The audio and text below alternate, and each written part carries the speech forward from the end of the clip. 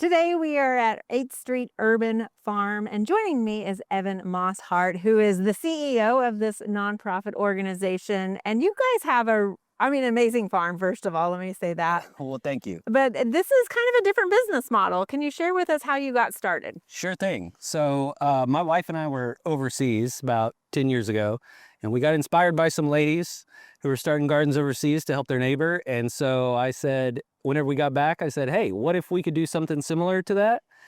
And so went and was an apprentice with a local farmer, Kevin Marshall of Indigo Acres. Learned enough to get dangerous, I guess, and wrote a business plan, pitched St. Anthony Hospital to use a little bit of their space in Midtown Oklahoma City, and they said yes.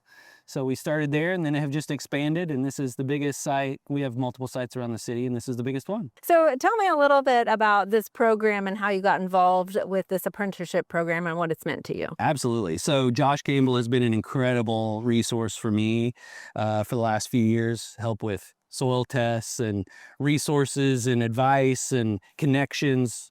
That has really made a huge difference for me because I don't come from this. I come as an IT, a network administrator to this line of work, so I didn't have any connections. So one of the hardest things for small scale farmers, I mean, basically for any farmer, is one of your biggest line items is labor. Right. And we know for this state, I think people look at us as an agricultural state, but we don't grow a ton of specialty vegetables. So having people that are willing to step in and do this work, have the skill to do it, and have the support. And so OSU is giving me all those things. I'm getting to learn so much more. I've never gotten to work with tractors. So something this year, like getting to learn a little bit of diesel mechanics and stuff, but even just getting to learn how to use a tractor, change out attachments and stuff, that's been something for me that's been really fun to get to learn. I have never had any experience actually farming or gardening or anything like that.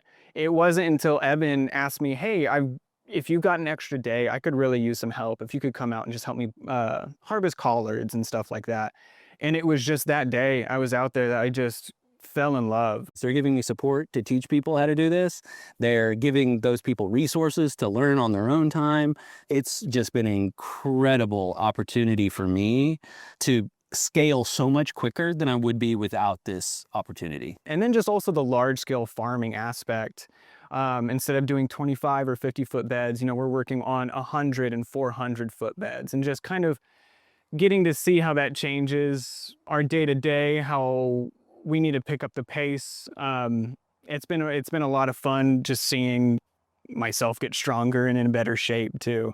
If you can volunteer with somebody, come out, get some hands-on experience, and really be willing to put in some hard work, because if you do that, you're going to see some amazing production. And what would you say about this community of urban farmers, having been an apprentice yourself, Yes. right? And then now being able to be the mentor in this situation. What would you say about this community of people? I mean, it's just the kindest, most helpful, empathetic, generous people that you're ever going to find. I mean, it's Oklahomans on steroids. You know what I mean? People have been incredibly kind. They've helped me with equipment and resources, and everyone gives towards each other. It's been an incredible opportunity. Very good. Thank you so much for sharing this with us today. Absolutely.